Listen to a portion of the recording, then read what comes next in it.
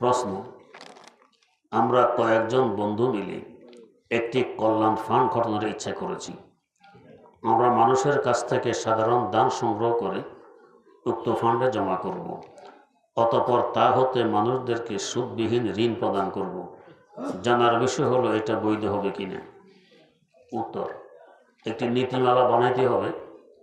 নীতিমালা বানানোর পরে দেখাবেন, তখন বলা যাবে বৈধ হবে কি হবে না। প্রশ্ন, কেউ কোনো বিপদ থেকে বেঁচে যাওয়ার পর অনেকে জানের সৎকা করতে বলে, বিষয়টি বুঝিয়ে বলে উপকৃত হতেন। যদি আগে মান্যত না করে থাকেন তাহলে কিছু দিতে হবে না। হ্যাঁ, বিপদ থেকে আল্লাহ পাকে তো বাঁচাইছেন, শুকর আদায়ের লক্ষ্যে যদি দান করেন ভালো কথা। জানের সৎকা মানে গরু দেন, ছাগল দেন, আপনার ইচ্ছা, আবশ্যক নয়।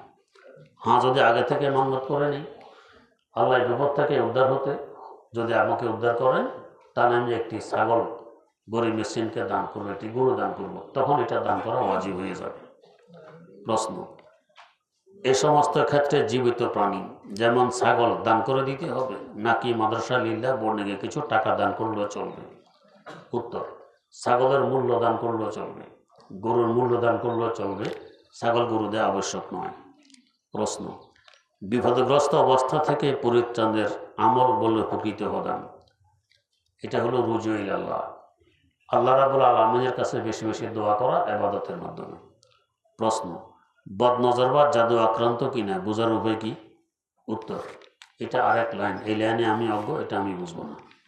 প্রশ্ন, অনেক মানুষকে দেখা যায় যখন আযান বা ইকামত দেয় তখন আশহাদু আল্লাহ বলার সময় বৃদ্ধাঙ্গুলে ফুঁক দিয়ে চোখে বুলিয়ে দেয়, এটা কতটুকু শরীয়ত সম্মত?